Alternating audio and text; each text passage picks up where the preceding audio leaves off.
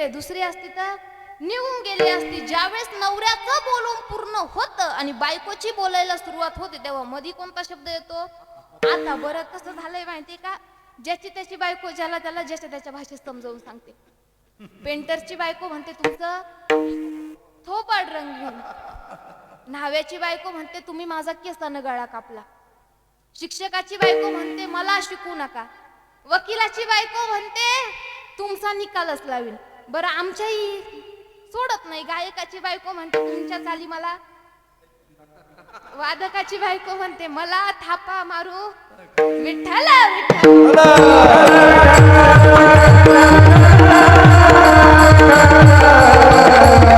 ज्याची त्याची बायको ज्याला त्याला ज्याच्या त्याच्या भाषेत त्या ठिकाणी समजावून सांगत असते. बायकोच्या जातीला नवऱ्याचं कधीच कौतुक नसतं. असंच एक जण एक दिवस कटिंग केली, बायको समोर आला, म्हणे का ग मी आज जरा बारीक कटिंग केली, जरा तरुण दिसायलो ना.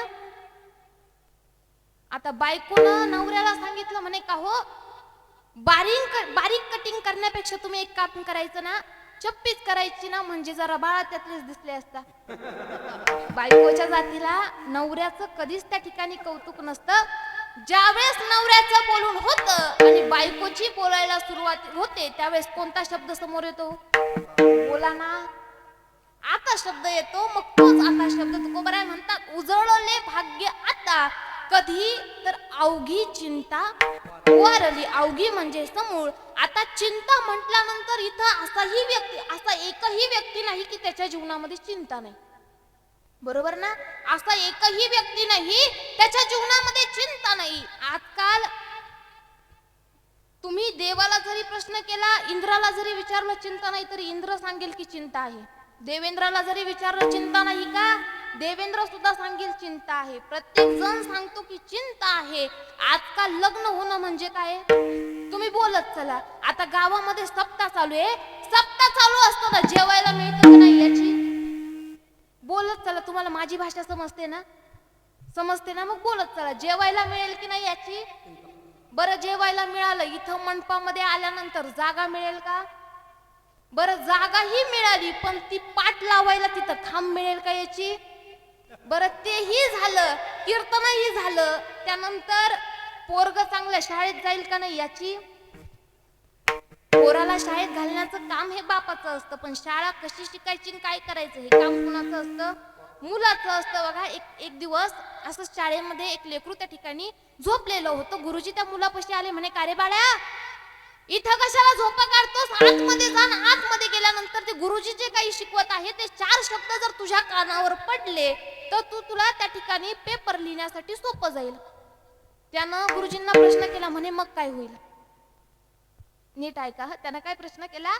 म्हणे मग काय होईल? गुरुजींनी सांगितलं म्हणे अरे तुला पेपर सोपे गेले की चांगल्या मार्काने तू पास होशील. म्हणे झालो, चांगल्या मार्कानेही पास झालो, मग काय करायचं? म्हणे चांगल्या मार्काने पास झाला की तुला चांगल्या कॉलेजला ऍडमिशन मिळेल. एकदा का तू चांगल्या कॉलेजला ऍडमिशन घेतलं की पुढे चांगली डिग्री मिळेल. चांगली डिग्री मिळाल्यानंतर तू त्या ठिकाणी चांगल्या जॉबला लागशील. म्हणे डिग्रीही मिळाली, चांगल्या कॉलेजलाही गेलो, जॉबलाही लागलो. म्हणे मग नंतर काय होईल? गुरुजींनी सांगितलं म्हणे अरे तुला डिग्री लागली की तू त्या ठिकाणी तुझ्याकडे गाडी असेल, बंगला असेल, पैसा असेल. म्हणे ठीक आहे, तुम्ही म्हणताय गाडी आहे, बंगला आहे, पैसा आहे, सगळं काही आहे माझ्याकडे, मग काय होईल? गुरुजींनी सांगितलं म्हणे अरे वेड्या, एकदा का तू तुझ्या मार्गाला लागला, मार्गाला लागल्यानंतर तुझ्याकडे गाडी आली, बंगला आला, सगळं काही आलं, मग नंतर झोपायचंच आहे ना. त्यानं गुरुजींना सांगितलं म्हणे अहो गुरुजी एवढ्या कुटाणा करून जर झोपायचंच असेल, आताच झोपलो तर काय अडचण आहे? टेन्शन लेस त्या ठिकाणी जीवन जगत होता. असंच बघा, एकाचा बाप त्या ठिकाणी सनई वाजवायचा. त्याच्या मनामध्ये इच्छा होती की आपण सनई वाजवतो ना, आपल्या मुलांना देखील सनईच वाजवली पाहिजे. त्यानं आपल्या पोराला सांगितलं म्हणे पप्प्या तुला ही सनई शिकायची. पोरानं सांगितलं म्हणे तुम्ही वाजवताय ना, तुम्हीच वाजवा, मला सनई शिकायची नाही. बापानं पोराला एकदा सांगितलं, दोनदा सांगितलं, तीनदा सांगितलं, पण पोरग काय ऐकायला तयार नव्हतं. बापानं काय केलं, पोराला खाली पाडलं, त्याच्या छातीवर पाय दिला, तोंडामध्ये सनई घातली, म्हणे पप्प्या वाजव सनई. पोरानं बापाला उत्तर दिलं म्हणे बाबा सनई जरी तुमच्या हातात असली ना, वाजवायचं का नाही हे कुणाच्या हातात आहे? माझ्या हातात आहे, मी समई फुकणारच नाही म्हणजे ती वाजणारच नाही. म्हणून बापानं आपल्या पोराला चांगल्या मार्गाला लावण्याचं काम बापाचं आहे, पण ते किती घ्यायचं किती सोडायचं हे काम मुलांचं आहे. म्हणून बघा, पोरगा चांगल्या शाळेत जाईल का नाही याची सुद्धा काय आहे. बरं गेला तो, शाळेत गेल्यानंतर मोठा ऑफिसर झाला, आपण म्हातारे झाल्यानंतर तो आपल्याला सांभाळेल का नाही याची. बरं त्यानं जर आपल्याला सांभाळलं, एखादा आजार झाला काय चिंता. बरं आजार झाल्यानंतर एखादा चांगला डॉक्टर भेटेल का नाही याची सुद्धा. बरं डॉक्टरही भेटला, त्या डॉक्टरचं बिल बघून जर मरण जर पत्करावं लागलं आणि मेल्यानंतर स्वर्ग भेटतो की नरक याची सुद्धा. मेल्यानंतर सुद्धा चिंता संपत नाही. आपल्याला जर असं वाटत असेल की मेल्यानंतर जर चिंता संपते, तर एका सोप्या प्रश्नाचं उत्तर द्या. मेल्यानंतर जर चिंता संपत असेल तर त्या पिंडाला कावळा का शिवत नाही. मेल्यानंतर सुद्धा चिंता संपत नाही. मग बघा, देवानं त्या ठिकाणी आपल्याला जवळ घेणं हे आपलं भाग्य आहे, संतानं जवळ घेणं आपलं भाग्य आहे. महाराजांनी त्या ठिकाणी गोड वर्णन केलंय. बारे पांडुरंगा, बारे पांडुरंगा, केव्हा भेट देसी, झालो मी परदेसी, तुझा विना झालो मी परदेसी, तुझा विना. बारे पांडुरंगा, बारे पांडुरंगा, केव्हा भेट देसी, झालो मी परदेसी, तुझा विना झालो मी परदेसी, तुझा विना.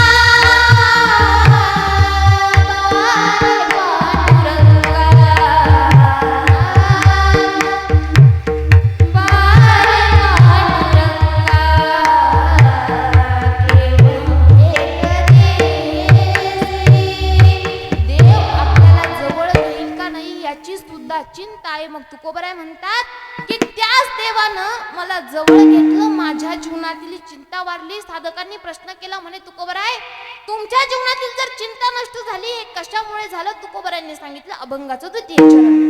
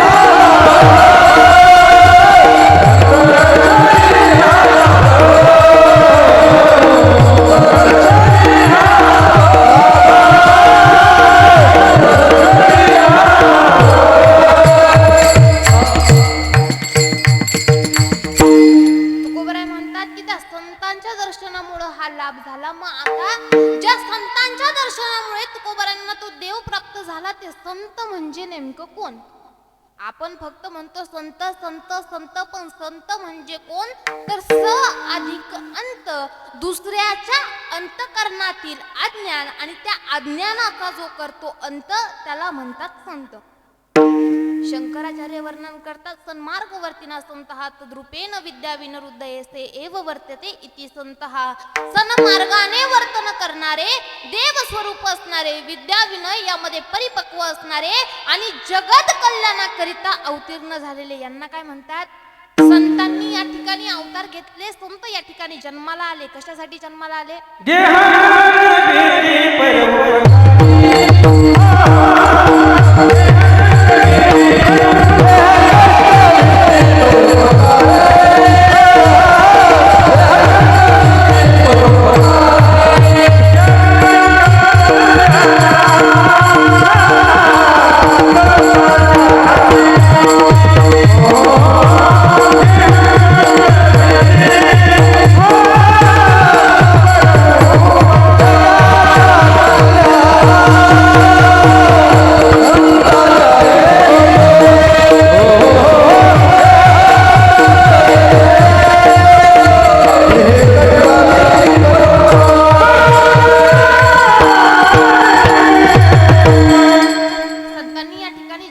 कल्याणाकरिता या ठिकाणी आल्यानंतर अवतार घेतला. मग त्या संतांच्या दर्शनामुळे काय झालं तर तो पद्मनाभ मला जोडला गेला. आता मी सांगितलं पद्मनाभ म्हणजे कोण? पद्म म्हणजे कमळ. ज्याच्या नाभीतून कमळ प्रकट झालं तो भगवान परमात्मा मला प्राप्त झाला. पण बघा आपल्याला पहिला असा प्रश्न पडतो, तो भगवंत प्राप्त झाला, तो देव प्राप्त झाला, पण तो देव या जगामध्ये आहे का? तो देव जर प्राप्त झाला पण तो देव या जगामध्ये आहे का? असा कित्येक जणांचा गैरसमज आहे. लोक असं म्हणतात की या सृष्टीची उत्पत्ती आपोआप झाली. मी तर एक नवीनच कारण ऐकलं की 2 ग्रह एकमेकांवर आदळले मग या सृष्टीची उत्पत्ती झाली.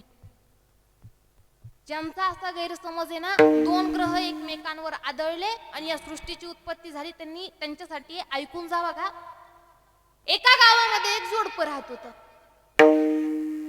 आता त्या जोडप्यामधील जे त्या मुलाचे वडील होते, वडील त्या ठिकाणी कॉलेजला प्राध्यापक होते आणि मुलगाही त्याच कॉलेजमध्ये प्राध्यापक होता. असं क्वचित होतं. डॉक्टरचा मुलगा, शिक्षकाचा मुलगा शिक्षक आणि कीर्तनकाराचा मुलगा कीर्तनकार, असं क्वचित असतं. पण त्या ठिकाणी तो प्राध्यापक, त्याचे वडीलही प्राध्यापक होते आणि तोही त्याच कॉलेजमध्ये प्राध्यापक होता. हे 2 जण सकाळी सोबत जायचे आणि घरी येताना सुद्धा सोबत यायचे. एक दिवस 2 जण घरी आले. घरी आल्यानंतर ते आपल्या त्या ठिकाणी गप्पा मारत होते. चर्चा चालू होती त्यांच्यामध्ये आणि चर्चा चालू असताना त्या मुलानं आपल्या वडिलांना सांगितलं, म्हणे बाबा या सृष्टीची उत्पत्ती ज्या भगवंतानं केली आहे, काय उत्पत्ती केली या सृष्टीची? त्या वडिलांना सांगितलं, म्हणे अरे वेड्या, या सृष्टीची उत्पत्ती त्या देवानं नाही केली. म्हणे मग 2 ग्रह एकमेकांवर आदळले या सृष्टीची उत्पत्ती झाली. तो देव कशाला या सृष्टीची उत्पत्ती करेल? आता असं सांगितल्यानंतर मुलगा म्हणायचा, बाबा सृष्टीची उत्पत्ती त्या देवानंच केली. वडील म्हणायचे, नाही सृष्टीची उत्पत्ती देवानं केलीच नाही. तर रोज त्यांच्यामध्ये भांडणं व्हायचे. एक दिवस मुलानं विचार केला, म्हणे या सृष्टीची उत्पत्ती भगवंतानं केली नाही, हे आपण आपल्या वडिलांना पटवून द्यायचं. यानं काय केलं, हा एक दिवस वडिलांच्या आधी त्या ठिकाणी घरी आला. घरी आल्यानंतर हा वडिलांच्या रूम मध्ये गेला. रूम मध्ये एक कोरा कागद होता. यानं तो कागद घेतला. कागद घेतल्यानंतर त्या कागदावर एक मोराचं चित्र रेखाटलं आणि चित्र रेखाटल्यानंतर त्याच्यामध्ये सुंदर असे कलर भरले. कलर भरल्यानंतर ते चित्र घेतलं आणि वडिलांच्याच रूम मध्ये एका भिंतीवर चिटकवलं. वडील कामावरून घरी आले, हातपाय धुण्याकरिता आपल्या रूम मध्ये गेले. रूम मध्ये गेल्यानंतर ते भिंतीवरचं चित्र बघितलं. आपल्या पत्नीला आवाज दिला, म्हणे का ग, माझ्या भिंतीवर, या रूमच्या भिंतीवर हे चित्र कोणी चिटकवलं? म्हणे आज तर दिवसभर मी तुमची खोली सुद्धा उघडली नाही, मला काय माहिती कोणी चिटकवलं. आता असं सांगितल्यानंतर वडिलांनी विचार केला, घरामध्ये आपण 3 जण राहतो, तू चिटकवलं नाही, मी चिटकवलं नाही, आता राहिलं फक्त कोणतरी आपला मुलगा. तू नाही मी नाही म्हटल्यानंतर 100% आपल्या मुलानंच त्या ठिकाणी चिटकवलेला असेल. आता असा विचार केल्यानंतर त्या ठिकाणी बापानं मुलाला आवाज दिला, म्हणे का रे, तू माझ्याच रूम मध्ये या भिंतीवर चित्र चिटकवलं का? म्हणे बाबा मी अजिबात हे चित्र चिटकवलं नाही. आता असं करता करता विचार करता करता अर्धा तास गेला, 1 तास गेला आणि 1 तासानंतर तो मुलगा कबूल झाला. म्हणे बाबा मी तुमच्या भिंतीवर चित्र त्या ठिकाणी चिटकवलं नाही, पण ज्यावेळी मी घरी आलो ना, घरी आल्यानंतर मला तुमच्या रूम मधून काहीतरी वाजण्याचा आवाज आला. म्हणे मग रे? म्हणे ते वाजण्याचा आवाज आल्यानंतर मी काय केलं, तुमच्या रूमची खिडकी खोलली आणि खिडकी खोलल्यानंतर आतमध्ये बघितलं तर काय प्रकार घडला, तुमच्या खोलीमध्ये एक कोरा कागद पडलेला होता. कपाटाचा ड्रॉवर आपोआप खोलला, त्यामधून एक पेन्सिल बाहेर आली. ती त्या कागदावर उभी राहिली, तिनं मोराचं चित्र रेखाटलं. म्हणे मग रे? म्हणे ती पेन्सिल पुन्हा त्या ड्रॉवर मध्ये जाऊन बसली. नंतर रंगपेटी बाहेर आली. ती बाहेर आल्यानंतर तिनं ही तिचं काम केलं, जे रंग भरायचे होते ते रंग भरले आणि पुन्हा ती सुद्धा ड्रॉवर मध्ये जाऊन बसली. म्हणे मग नंतर काय झालं? म्हणे त्याच ड्रॉवर मधून डिंक बाहेर आला, त्यानं या कागदावर डिंकाचा लेप दिला, तो ही ड्रॉवर मध्ये जाऊन बसला आणि नंतर हे चित्र आपोआप उठलं आणि त्या भिंतीवर जाऊन चिटकलं. बापानं पोराला सांगितलं, म्हणे का रे वेड्या, तुम्हाला वेड्यात काढतो का? म्हणे का बरं? म्हणे अरे गाढवा, तो निर्जीव कागद, त्याच्यावर ती निर्जीव पेन्सिल येते, तिने ती चित्र रेखाटती, पुन्हा ते निर्जीव खडू बाहेर येतात, ते रंग भरतात, तो डिंक बाहेर येतो, ते चित्र आपोआप उठतं भिंतीवर चिटकतं. अरे गाढवा, निर्जीव चित्र कसं काय आपोआप भिंतीवर चिटकेल? पोरानं सांगितलं, म्हणे बाबा निर्जीव चित्र जर आपोआप जर भिंतीवर चिटकवू शकत नाही ना, तर मी तुम्हाला वारंवार सांगण्याचा प्रयत्न करतो, या सृष्टीची उत्पत्ती त्या भगवंतानं केली आहे. तुम्ही म्हणताय की या सृष्टीची उत्पत्ती आपोआप झाली, तर तुम्ही गाढवाचे बाप नाही का? या सृष्टीची उत्पत्ती त्या भगवंतानं केली आहे. मग त्याच भगवंत, तोच भगवान परमात्मा मला प्राप्त झाला. साधकांनी विचारलं, म्हणे देवा, तो भगवान परमात्मा तुम्हाला प्राप्त झाला, पण प्राप्त झाल्यानंतर तुम्ही त्याला ठेवलं कुठं? महाराजांनी सांगितलं अभंगाचं 3य चरण.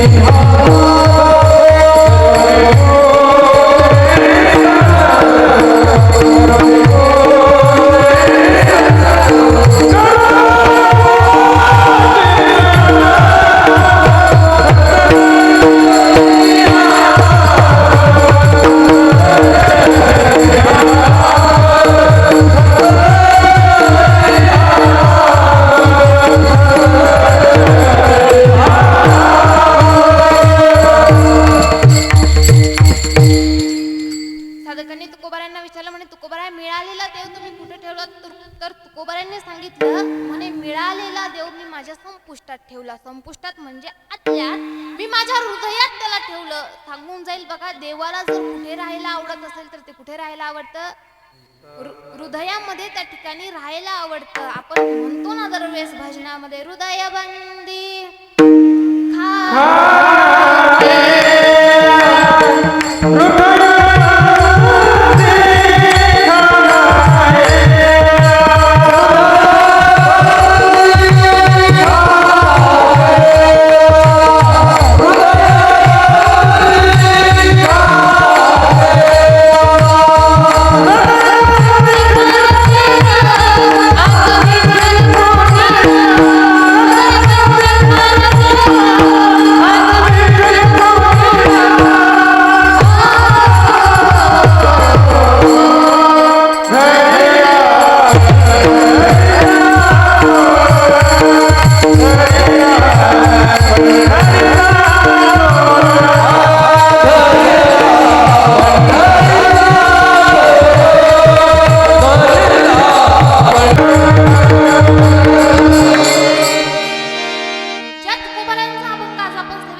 ऐकलंय बघा, एखादी व्यक्ती ज्यावेळेस दुसऱ्या व्यक्तीला उपदेश करते किंवा दुसऱ्या व्यक्तीला सांगते, ते सांगत असताना त्या व्यक्तीचा तेवढा अधिकार पाहिजे, त्यातले त्यात त्या व्यक्तीनं आपल्या हिताचं सांगितलं पाहिजे, आणि तिसरी गोष्ट म्हणजे त्यानं त्याच्या अनुभवाचं सांगितलं पाहिजे. मग तुकोबरायांचा अधिकार किती, तर आणू रेणू या थोकडा अन तुका आकाशा एवढा, एवढा त्या तुकोबरायांचा अधिकार आहे. अजून सांगायचं झालं तर बघा, तुम्हाला सर्वांना माहितीये तुकोबरायांचे कट्टर वैरी होते रामेश्वर शास्त्री. या रामेश्वर शास्त्रींनी काय केलं, तर तुकोबरायांचे अभंग घेतले, अभंग इंद्रायणीच्या डोहामध्ये बुडवले.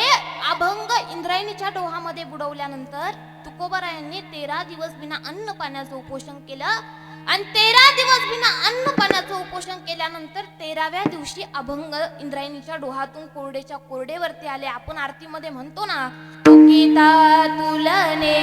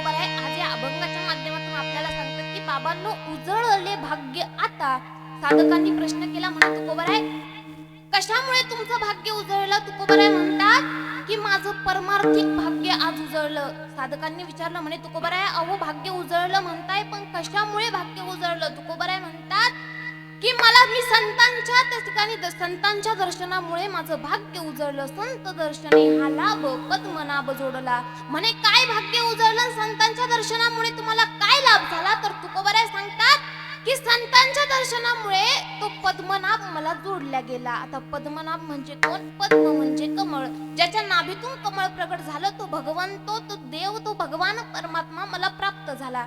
साधकांनी विचारलं, म्हणे तुकोबराय ठीक आहे, तुम्ही म्हणता भाग्य उजळलं, तो देव मला भेटला, पण मिळालेला देव तुम्ही ठेवला कुठे? तुकोबरायांनी सांगितलं, म्हणे मिळालेला देव मी माझ्या संपुष्टात ठेवला. संपुष्टी ते हृदय पेटी करुणी पोटी साठव. साधकांनी विचारलं, म्हणे तुकोबराय तुम्ही सांगताय भाग्य उजळलं, ते संतांच्या दर्शनामुळे उजळलं, बरं तुम्हाला देवही प्राप्त झाला, पण हा देव तुम्हाला भेटला तरी कुठे? तुकोबराय म्हणतात हा भगवान परमात्मा आम्हाला आधीच प्राप्त होता, पण आमच्याकडे असलेल्या अज्ञानामुळे त्याचं ज्ञान आम्हाला प्राप्त झालेलं नव्हतं. पण आम्ही जो संतांच्या चरणावर जो भाव ठेवला, त्या भावानं हा परमात्मा आम्हाला प्राप्त झाला. म्हणून भावानं देव हा मिळत असतो. भाव बळे आकळे येरवी ना कळे करतळी आवळे तैसा हरी. म्हणून बघा तुकोबराय म्हणतात की तो देव मला संतांच्या चरणावर ठेवलेल्या भावामुळे सापडला. मला सांगा, सापडला हा शब्द कधी समोर येतो? ज्यावेळेस आपल्याकडे एखादी वस्तू असते, ती वस्तू आपल्याकडून हरवते, आणि ती हरवलेली वस्तू जेव्हा आपल्याला दिसते तेव्हा आपण काय म्हणतो? वस्तू सापडली. म्हणजे याचाच अर्थ ज्याप्रमाणे आपल्याकडे एखादी वस्तू असते त्या वस्तूबद्दल आपल्याला तितक्या वेळापुरतं किंवा तात्पुरतं अज्ञान प्राप्त होतं आणि ज्यावेळेस ती वस्तू आपल्या डोळ्याला दिसते त्यावेळेस आपण म्हणतो सापडली. पण मला सांगा, वस्तू जर आपल्याला सापडली तर ती आपल्याकडून आधी हरवायला पाहिजे, बरोबर ना? वस्तू जर सापडायची असेल तर ती आधी हरवायला पाहिजे. ती वस्तू जर हरवायला पाहिजे तर ती आधी आपल्या जवळ असायला पाहिजे. मग तुकोबाराय म्हणतात की तो देव मला सापडला. मग तो देव जर तुकोबारायांना सापडला तर तो आधी त्यांच्याकडून हरवला पाहिजे. तो जर त्यांच्याकडून हरवला पाहिजे तर तो देव आधी तुकोबारायांकडे असायला पाहिजे. मग तुकोबाराय म्हणतात की तो देव आमच्याकडे होता पण आमच्या अज्ञानामुळे तो आम्हाला प्राप्त झाला नाही, पण संतांच्या चरणावर ठेवलेल्या भावामुळे तो देव आम्हाला प्राप्त झाला. तुका म्हणे होता ठेवा तो या भावा सापडला. असा माझ्या वाणीप्रमाणे जशी मला भगवंतानं बुद्धी दिली त्या बुद्धीप्रमाणे अभंगाचा सरळ भावार्थ विठ्ठल विठ्ठल.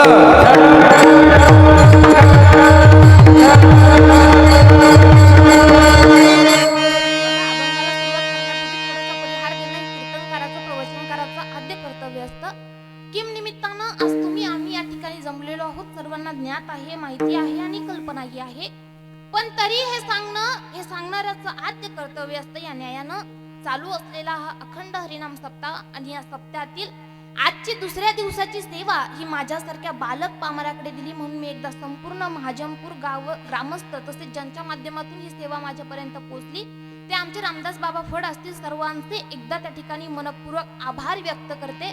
बघा, तसेच आज कीर्तनासाठी ज्यांची गोड साथ लाभली असं आपलं नाशिक जिल्ह्याचं वैभव म्हणायला हरकत नाही. आमचे चिंतामण महाराजांचे एकदा मनपूर्वक आभार व्यक्त करते.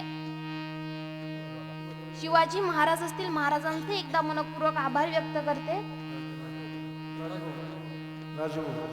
तसेच त्यांच्या शेजारी असणारी गायनाची साथ जे करताय ते आमचे राजू महाराज असतील त्यांचेही एकदा मी मनपूर्वक आभार त्या ठिकाणी व्यक्त करते. आजकाल जर बघायला गेलं तर सहसा एक कीर्तनकार दुसऱ्या कीर्तनकाराच्या कीर्तनाला जात नाही, पण महाराज या ठिकाणी कीर्तनही करतात, सुंदर प्रवचनही करतात. आणि आज माझं भाग्य उजळलं म्हणायला हरकत नाही.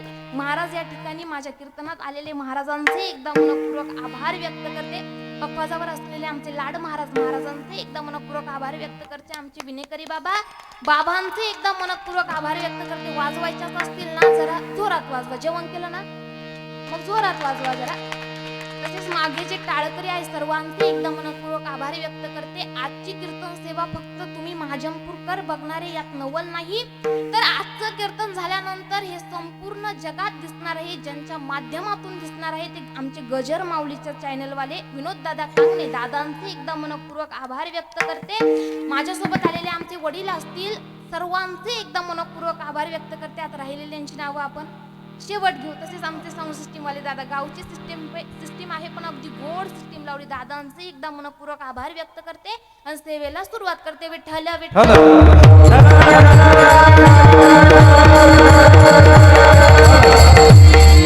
माझे आजोबा कैलासवासी विष्णू सखाराम गवारे यांच्या कृपा आशीर्वादानं तसेच तुमच्यासारख्या टाळकऱ्यांच्या माळकऱ्यांच्या कृपा आशीर्वादानं आज मी या गादीवर उभी आहे. मस्तक हे पायावरी या वारकरी संतांच्या लाडकी कमी संताची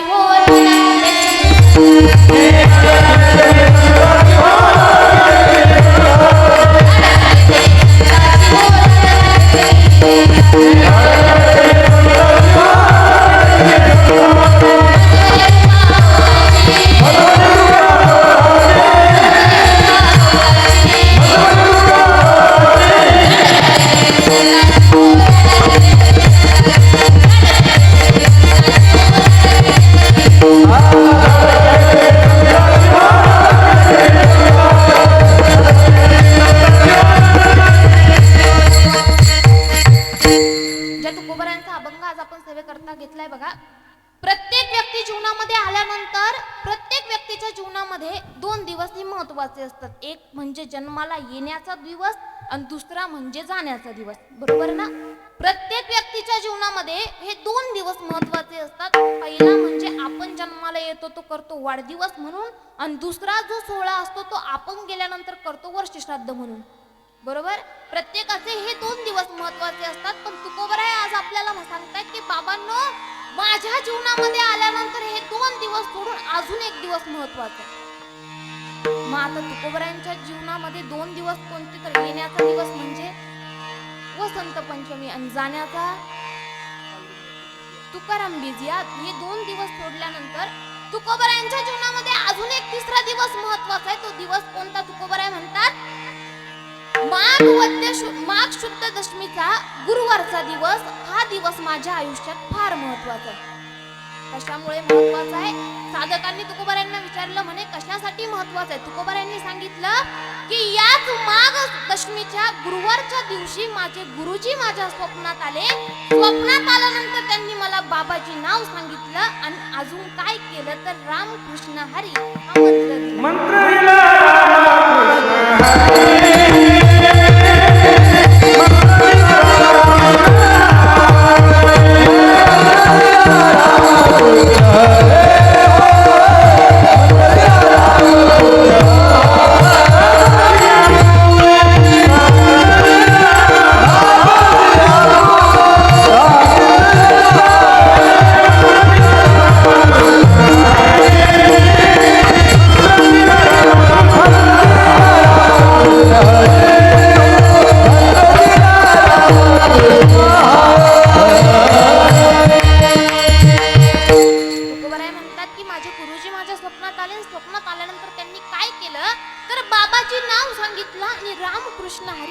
दिला. उघडा मंत्र जाणा आणि रामकृष्ण हरी म्हणा.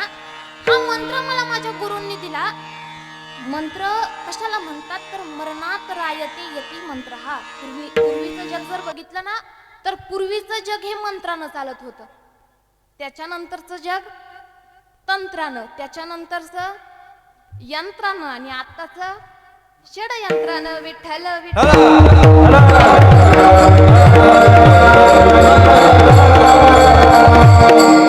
तुकोबराय म्हणतात माझ्या गुरुजींनी मला रामकृष्ण हरी मंत्र दिला. साधकांनी विचारलं, म्हणे तुकोबराय तुम्हाला मंत्र दिला पण तुमच्याकडे तुमच्या गुरुजींनी स्वप्नात आल्यानंतर काय मागितलं? तुकोबरायांनी सांगितलं, म्हणे पडीला विसर स्वप्ना माझी भोजना मागती तूप पावशर. माझ्या गुरूंनी स्वप्नात आल्यानंतर माझ्याकडून पावशर तूप मागितलं. आता आपल्याकडे जर एखादा व्यक्ती जर तूप मागायला आला तर आपण काय म्हणतो? बरोबर, चूप. आपण जर एखादा जर तूप मागायला आला तर आपल्या तोंडातून एकच शब्द निघणार, चूप. आपण दुसरं काहीच म्हणत नाही, कारण तूप देणं आजकालच्या जगात सोपी गोष्ट नाही. तुपाचे भाव जरा वाढले म्हणून आपण तूप देत नाही. बरं, आपण जर कधी भांड्याच्या दुकानात जर गेलो ना, भांड्याच्या दुकानामध्ये गेल्यानंतर भाजीचा चमचा वेगळा असतो आणि तुपाचा चमचा वेगळा असतो. दोन्ही चमचे वेगवेगळे असतात. भाजीचा चमचा हा खोल असतो पण तुपाचा चमचा हा उथळ असतो, त्याच्यावर थेंबर सुद्धा काही राहत नाही. अशा प्रकारचा तो तुपाचा चमचा असतो. चमच्याचं जर आपण जर बघितलं ना, चमचा आपण ज्यावेळी आईस्क्रीम खातो, आईस्क्रीम खाऊन झाल्यानंतर ती आईस्क्रीम आपण कशाने खातो? चमच्यानेच खातो. मग मला सांगा, आईस्क्रीम खाऊन झाल्यानंतर आपण चमचा खिशात घालतो की फेकून देतो? फेकून देतो. मग चमच्यांनी लक्षात ठेवायचं की आपलं काम फक्त विठ्ठल विठ्ठल.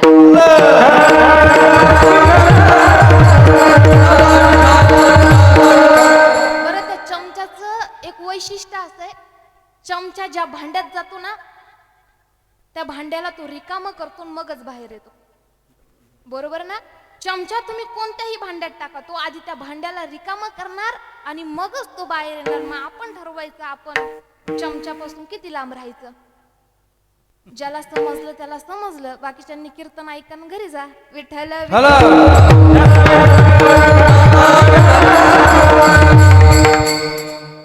तुकोबारायांनी सांगितलं, म्हणे माझ्या गुरूंनी माझ्याकडे आल्यानंतर पावशर तूप मागितलं. आता पावशर म्हणजे किलोचा चौथा भाग. किलोचे 4 भाग केले की जो चौथा भाग असतो त्याला पावशर असं म्हणतात. तसंच या अंतकरणाचे 4 भाग करतात. मन, बुद्धी, चित्त आणि अहंकार असे 4 भाग केले की आपण जसं परमार्थात तूप सार मानतो ना, तसं व्यवहारात काय मानता? चित्त सार मानतात. चित्त नाही नामी तरी ते व्यर्थ. आता आपण सगळेजण जरी इथे कीर्तनात बसलाय ना तरी सगळ्यांचं चित्त इथं नसतं.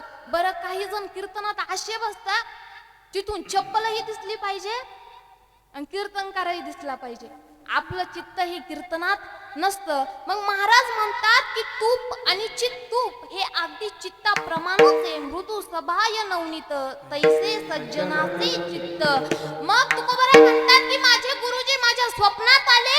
स्वप्नात आल्यानंतर त्यांनी मला बाबाचे नाव सांगितलं, रामकृष्ण हरी मंत्र दिला. माझ्या गुरूंचं मला दर्शन झालं आणि त्याच दिवशी काय झालं तर अभंगाचं प्रथम उजळे भाग्य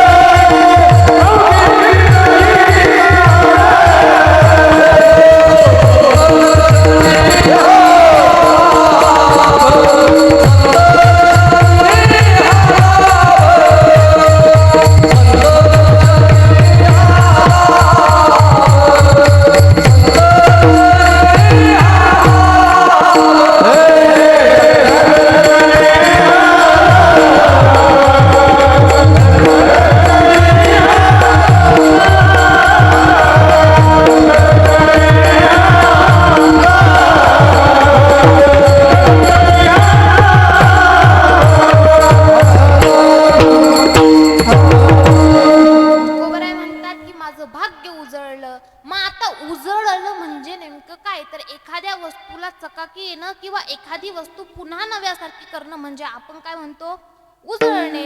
आता उजळले भाग्य. भाग्य म्हणजे आपण भाग्य शब्द ज्या ठिकाणी वळवू त्या ठिकाणी त्या भाग्य शब्दाचा अर्थ बदलतो. भाग्य हे संसारातलं भाग्य वेगळं आणि परमार्थातलं भाग्य वेगळं. संसारातलं भाग्य काय आहे? चांगली बायको मिळणं, पोरांनी चांगलं आईबापांना सांभाळणं, चांगला पैसा असणं, गाडी असणं, बंगला असणं, हे कशातलं भाग्य आहे? संसारातलं भाग्य आहे. पण तुकोबारा म्हणतात की परमार्थातलं भाग्य कोणतं तर निकट वास बरा संताबाई. तुक महाराज म्हणतात की परमार्थातलं भाग्य हेच आहे. कोणतं तर संताने जवळ घेणं, देवानं जवळ घेणं आणि काम क्रोधावर विजय मिळवणं, हे म्हणजे परमार्थातलं भाग्य. आता संतानं जवळ घेणं, देवानं जवळ घेणं आणि त्या ठिकाणी काम क्रोधावर विजय मिळवणं, हे परमार्थातलं भाग्य. देवानं जवळ घेणं हे चांगलंय, पण माणसांना जवळ घेणं अजिबात चांगलं नाही. आजकालच्या कलियुगात तर माणूस जवळ करणं अजिबात भाग्याची गोष्ट नाही. एक माणूस जवळ करणं म्हणजे आपणच आपल्या पायावर धोंडा मारून घेतल्यासारखं आहे. माणसं कुठपर्यंत आपली असतात माहितीये का? जब वक्त अपना होता है तो पराये भी अपने होते. बरोबर ना? जब वक्त अपना होता है तो पराये भी अपने होते हैं और जब वक्त पराये होता है तो अपने ही पराये हो जाते. जोपर्यंत आपल्या खिशात चलतीये ना तोपर्यंत सगळे आपले, आणि एकदा का आपल्या खिशातला पैसा संपू द्या की कुणीच कुणाचं नसतं. म्हणून वेळ प्रत्येकाची येते आणि दिवस हे प्रत्येकाचे बदलतात. जोपर्यंत पक्षी जिवंत आहे ना, नीट ऐका, जोपर्यंत पक्षी जिवंत आहे तोपर्यंत तो पक्षी किड्यांना खातो आणि एकदा का तोच पक्षी मरू द्या तेच किडे त्या पक्ष्यांना खातात. वेळ प्रत्येकाची येते, फक्त ती येऊ द्यावी लागते. विठ्ठल विठ्ठल.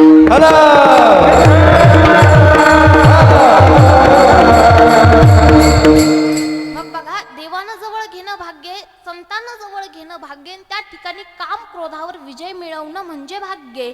मग परमार्थातलं भाग्य हे उजळले भाग्य. मग तुकोबाराय पुढे म्हणता की आता.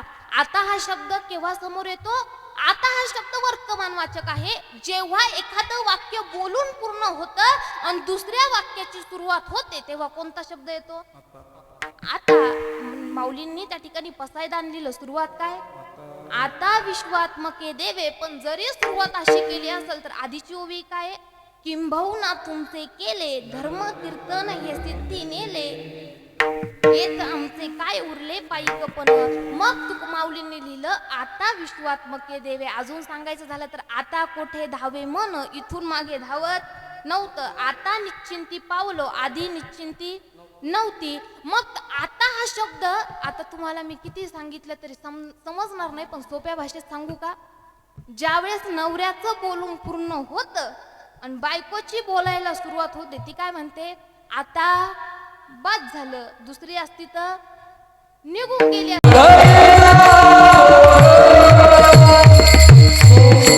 तुकोबारायांनी सांगितलं म्हणे मी त्या देवाला माझ्या हृदयात ठेवलं.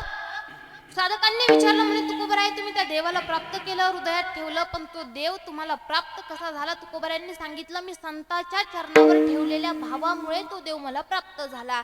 म्हणून देव जर कशाने जर प्राप्त होत असतो तर तो भावाने होतो. आपला गैरसमज आहे. आपल्याला असं वाटतं आपण देवाकडे गेलो, दररोज महादेवाच्या मंदिरात सकाळी उठायचं, महादेवाच्या मंदिरात जायचं, एक लोटा जल अर्पण करायचं म्हणजे तो देव आपल्याला पावेल. तो देव जर कशाचा भुकेलाय तर कशाचा भुकेलाय? भावाचा भुकेलाय.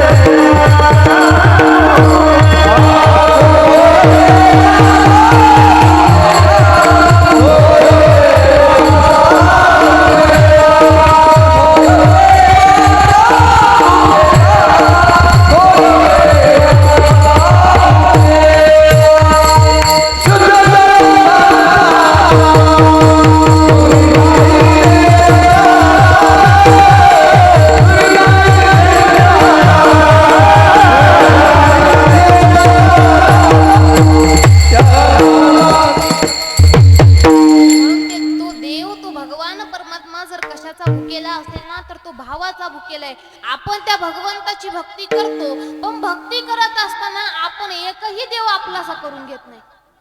पहिले तर महिन्यानुसार देव बदलायचे, आता वारानुसार देव बदलतात. सोमवार आला की महादेव, आपण फक्त सोमवार आल्यानंतर फक्त आणि फक्त त्या महादेवाच्याच मंदिरात जातो. सोमवार आल्यानंतर फक्त आपल्याला महादेवच आठवतो आणि एकच भजन आपल्या तोंडात असतं, ओम नमः शिवाय, हरी ओम नमः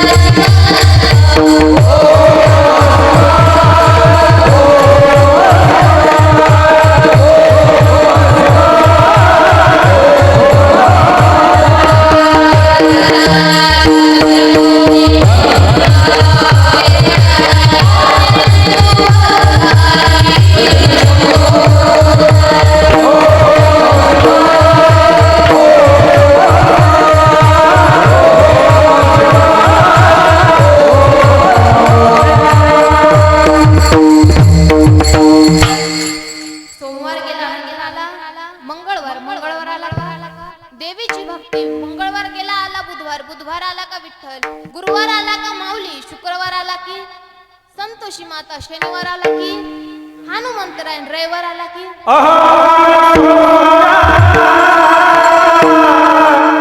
प्रेम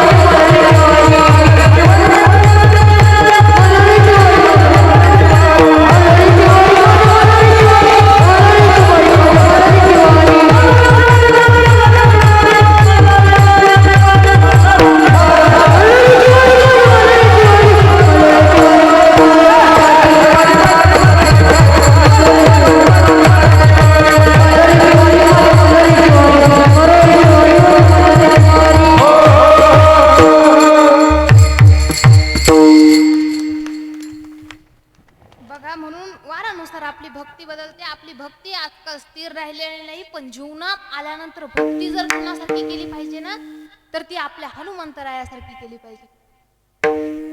भक्ती म्हटल्यानंतर पहिलं नाव जर आपल्या मुखात कुणाचं येत असेल तर त्या आपल्या हनुमंतरायासारखं, हनुमंतरायांसारखी भक्ती आजपर्यंत कुणाला जमली नाही, इथून पुढे सुद्धा कुणाला जमणार नाही. एक दिवस प्रभू रामचंद्रांनी सर्व देवतांना काही ना काही दिलं, पण हनुमंतरायांना काहीच दिलं नाही. आता सीताई साहेबांना वाईट वाटलं. सीताई साहेबांनी काय केलं तर आपल्या वडिलांनी जनक राजानं जो आपल्या लग्नामध्ये नवरत्नांचा हार दिला होता ना, हा नवरत्नांचा हार त्या ठिकाणी हनुमंतरायांना दिला. हनुमंतरायांनी काय केलं, तो हार घेतला आणि हार घेतल्यानंतर ते वानर प्रजाती मध्ये असल्यामुळे त्यांनी काय केलं, ते एका झाडावर जाऊन बसले. झाडावर जाऊन बसल्यानंतर ते प्रत्येक मणी फोडत होते, त्यामध्ये बघत होते, फेकत होते. प्रत्येक मण्यासोबत असंच करत होते. सीताई साहेबांनी हे दृश्य बघितलं. सीताई साहेबांनी विचारलं, म्हणे हनुमंतराय, तुम्हाला प्रभू रामचंद्रांनी काहीच दिलं नाही, याचं मला वाईट वाटलं, म्हणून माझ्या लग्नामध्ये जनक राजाने जो नवरत्नांचा हार दिला होता तो हार मी तुम्हाला दिला, आणि तुम्ही काय करताय, प्रत्येक मणी बघताय, फोडताय, फेकताय, असं का करताय. हनुमंतरायांनी सांगितलं, म्हणे सीताई साहेब, मी या मण्यामध्ये माझ्या प्रभू रामचंद्रांना शोधतोय. सीताई साहेबांनी सांगितलं, म्हणे अहो हनुमंतराय, तुमच्या अंतःकरणातच जर प्रभू रामचंद्र भगवान नसतील तर तुम्हाला या मण्यामध्ये कुठून दिसतील.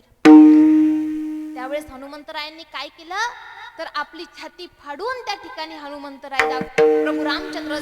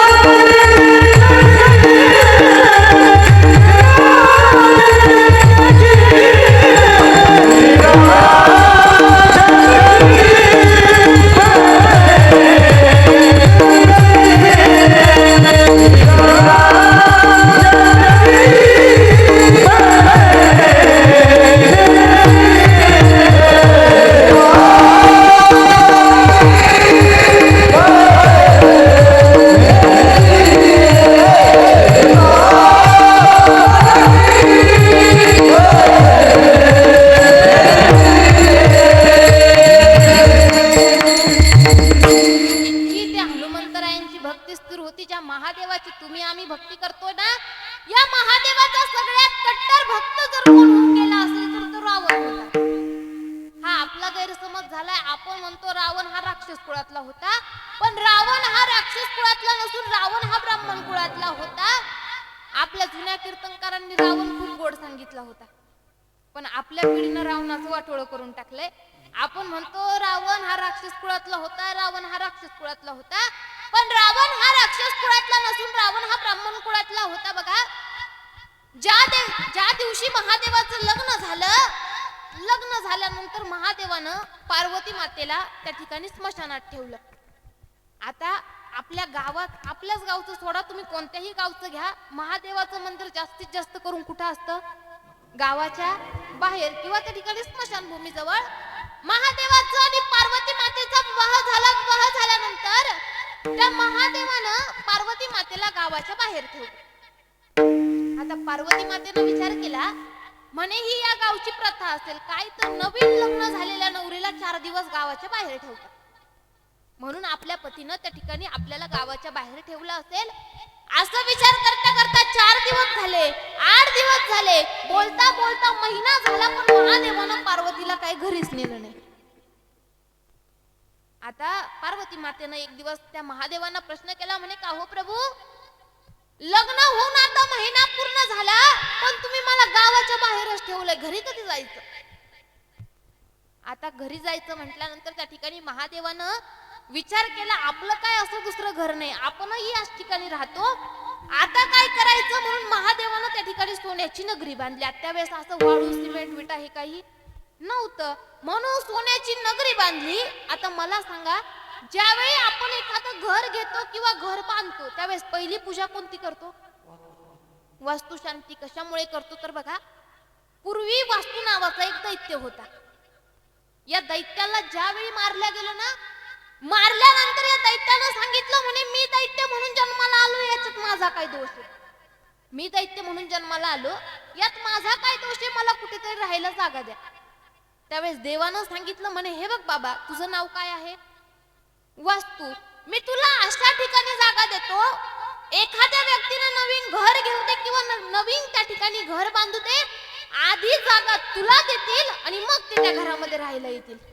म्हणून आजही आपण नवीन घर घेऊ द्या किंवा घर बांधू द्या, आधी वास्तू नावाच्या दैत्याला शांत करावं लागतं, आधी वास्तू शांती करावी लागते, मग आपण त्या घरामध्ये राहायला जातो. आता ती सोन्याची लंका म्हटल्यानंतर 101 रुपयेवाला ब्राह्मण चालेल का? नाही चालणार. कुणीतरी चांगला वेद पारंगत ब्राह्मण त्या ठिकाणी पाहिजे.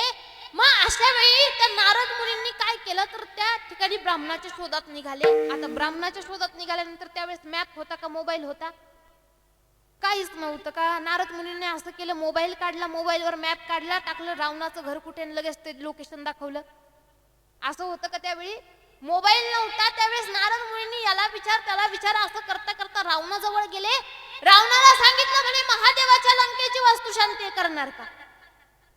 रावणानं विचार केला, ज्या महादेवाची मी पूजा करतो, ज्या महादेवाची मी भक्ती करतो, याच महादेवाची लंका, त्या लंकेची वास्तुशांती म्हटल्यानंतर त्या रावणाला खूप आनंद झाला.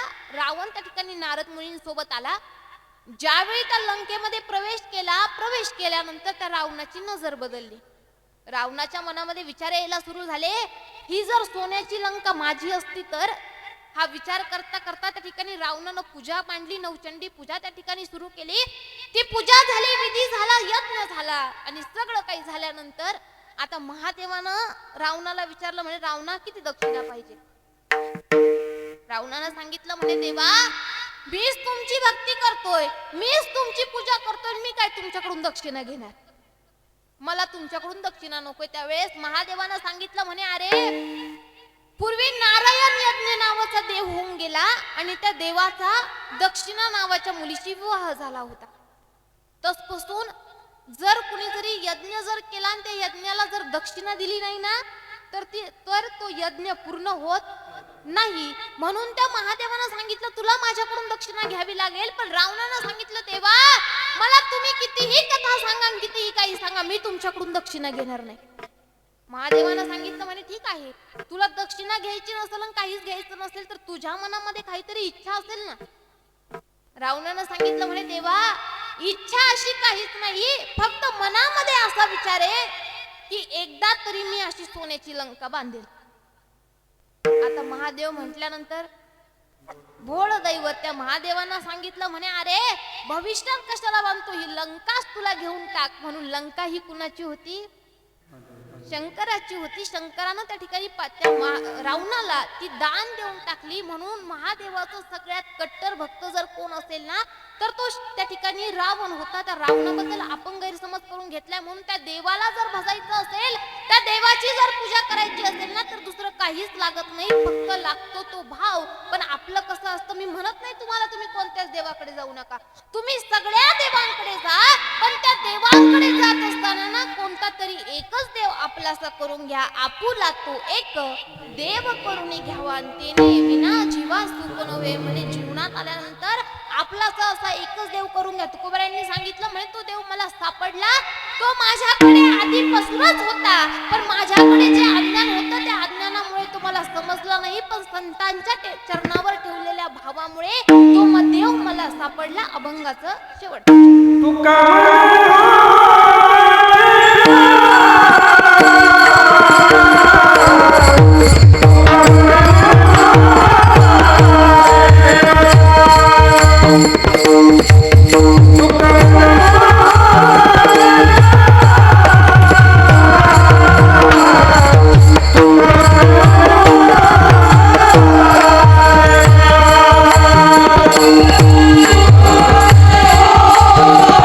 Thank you.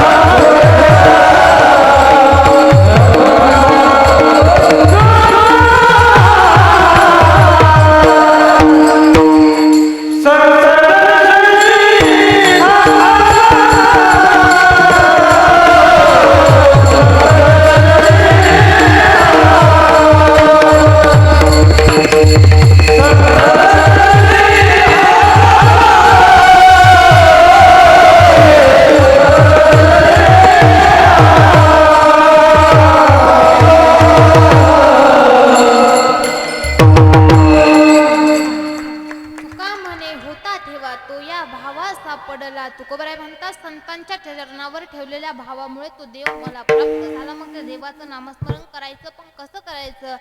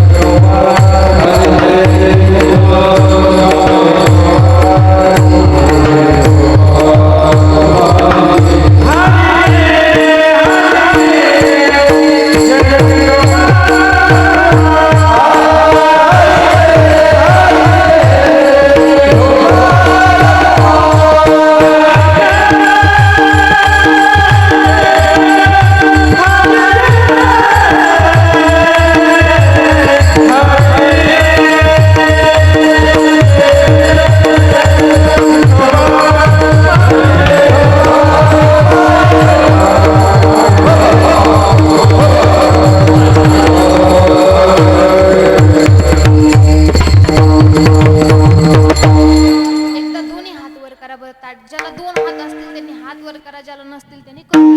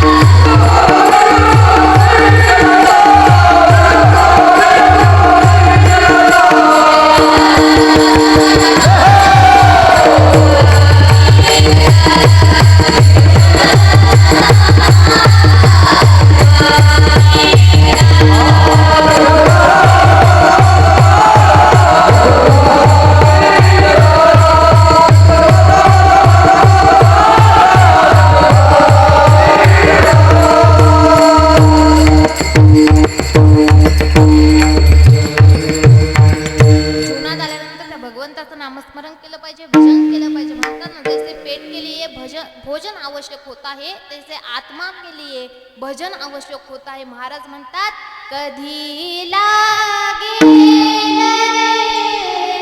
वेड्या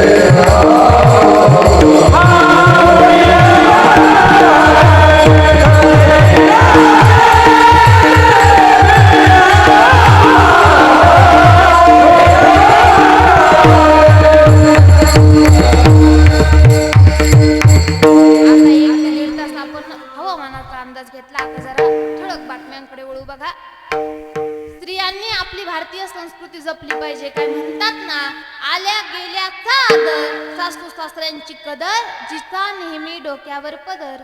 आता नका घेऊ, तिलाच म्हणतात इंडियन मदर. म्हणून स्त्रियांनी आपली संस्कृती जपली पाहिजे. तसेच बघा, पूर्वीच्या महिला रुपया 2 रुपये इतकं कुंकू लावायच्या. आता कुंकू राहिलं का? आता आली म्हणून टिकली तर टिकली, नाही तर कुंकावाल्या गेल्या, आता टिकली वाल्या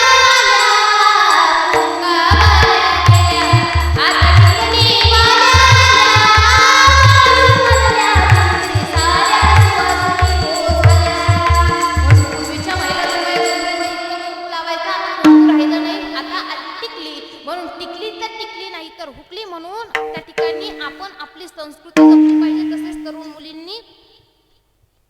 मुलींनीही आपली संस्कृती जपली पाहिजे. मुलींना वळण लावण्याचं, संस्कार लावण्याचं काम हे त्या ठिकाणी आपल्या आईचं असतं. आपली मुलगी जर सकाळी 7 वाजता जर घरातून बाहेर निघाली ना, तर सांगून ठेवा आपल्या मुलीला का संध्याकाळी 7 वाजेच्या आत तू घरात आली पाहिजे. सांगून ठेवा आपल्या पोरीला झाशीच्या राणीचं चरित्र, सांगून ठेवा आपल्या पोरीला सावित्रीबाई फुलेचं चरित्र, आणि सांगून ठेवा आपल्या पोरीला अहिल्याबाई होळकरचं चरित्र. सांगा आपल्या पोरीला कधीतरी आलाच जर एखादा परजातीचा अंगावर ना, तर त्याला फाडून खायची ताकद ही आपल्या पोरीमध्ये असली पाहिजे. म्हणून त्या ठिकाणी आपल्या मुलींना चांगले संस्कार लावा. त्याचप्रमाणे बघा, तरुण मुलांनी शिवाजी महाराजांचे विचार आपल्या आचरणात आणले पाहिजे. शिवाजी महाराजांनी 16व्या वर्षाचे असताना काय केलं, तुम्ही आम्ही काय करतोय? आता शिवजयंती झाली, शिवजयंतीला आपण डीजे समोर नाचतो, बरोबर ना? डीजे समोर नाचून आपण त्या ठिकाणी शिवजयंती साजरी करतो. पण बघा, आजपर्यंत कित्येक राजे होऊन गेले, प्रत्येक राजाच्या दरबारात बाई नाचली. आजपर्यंत कित्येक राजे होऊन गेले, प्रत्येक राजाच्या दरबारात बाई नाचली, पण शिवाजी महाराजांच्या दरबारात बाई नाचली नाही. का? कारण शिवाजी महाराज हे बाया नाचवणारे नसून तर वाचवणारे राजे होते. लोक म्हणतात ताई कीर्तनात शिवाजी महाराज सांगतात शिवाजी महाराज देव होते का? माफी मागून बोलते शिवाजी महाराज देव होते की कोण होते मला माहित नाही, पण शिवाजी महाराजांमुळे आज मंदिरातलं देव सुरक्षित आहे हे मी खात्रीनं सांगू शकते. आज 33 कोटी देवांची अब्जावधी मंदिर आहे, 33 कोटी देवांची अब्जावधी मंदिर आहे. माझ्या राजाचं एक सुद्धा मंदिर नाही, पण प्रत्येकाच्या मनामध्ये ज्यानं घर केलंय असा एकच राजा आहे, तो म्हणजे छत्रपती शिवाजी महाराज. ये इथे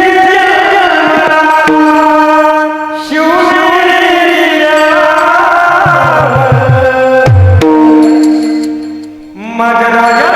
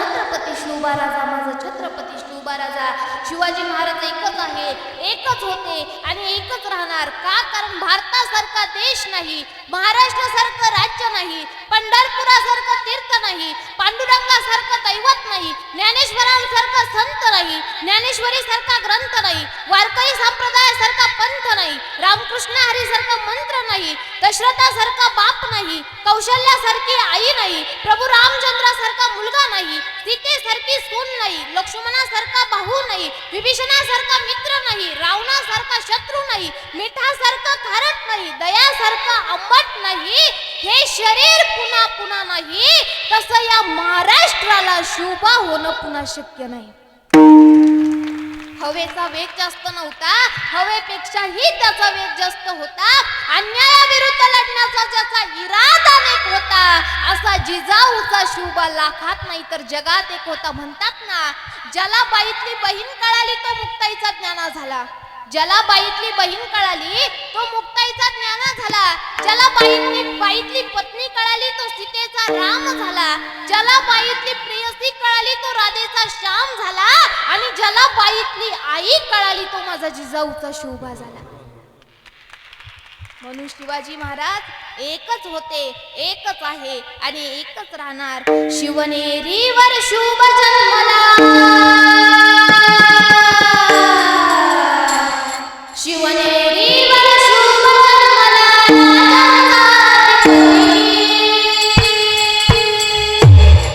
साऱ्या राजांचा अधिपती.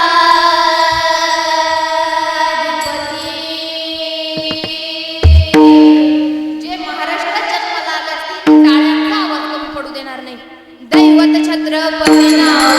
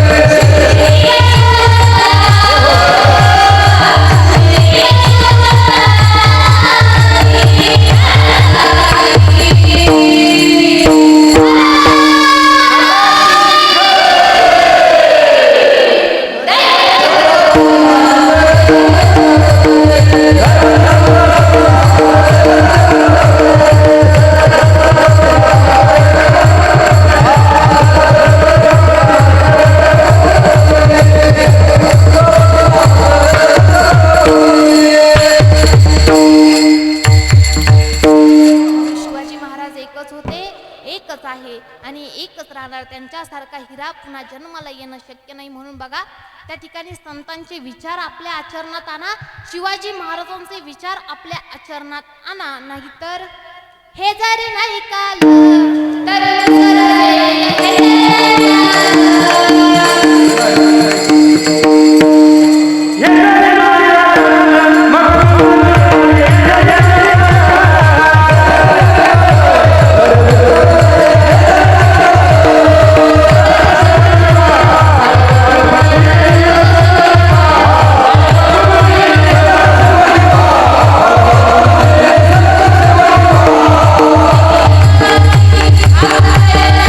Thank you.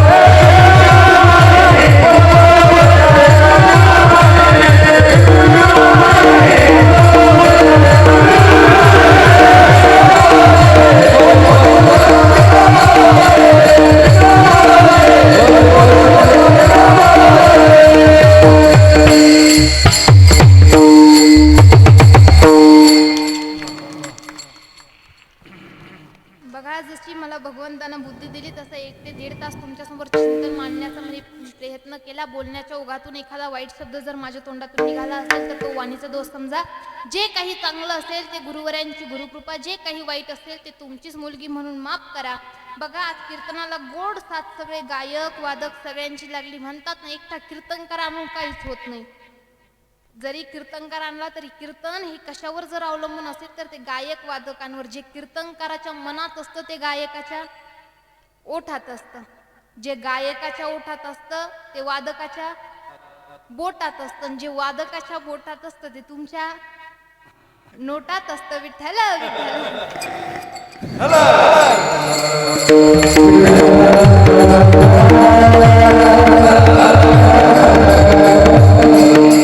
गोड साथ सगळ्यांनी केली. आमचे पप्पाजावर असलेले लाड महाराज असतील, महाराजांचे एकदा मनपूर्वक आभार व्यक्त करते. चिंतामण महाराज असतील, राजू महाराज असतील, शिवाजी महाराज असतील, तिघांनीही अगदी गोड साथ केली. तिघांचेही मनपूर्वक आभार व्यक्त करते. तसेच पेटीची साथ ज्यांनी केली ते गोड कीर्तनकार प्रवचनकार आमचे मोहन महाराज असतील, त्यांचेही एकदा मनपूर्वक आभार व्यक्त करते. विनेकरी बाबा तुमचेही एकदा मनपूर्वक आभार व्यक्त करते. तसेच मागे उभे असलेले सर्व टाळकरी त्यांचेही एकदा मनपूर्वक आभार व्यक्त करते. आणि सगळ्यात महत्त्वाचं म्हणजे साऊंड सिस्टीमवाले दादा, त्यांच्यासाठी एकदा जोरदार टाळी वाजवा. दादांचे एकदा मनपूर्वक आभार त्या ठिकाणी व्यक्त करते. तसेच बघा, विठ्ठल विठ्ठल.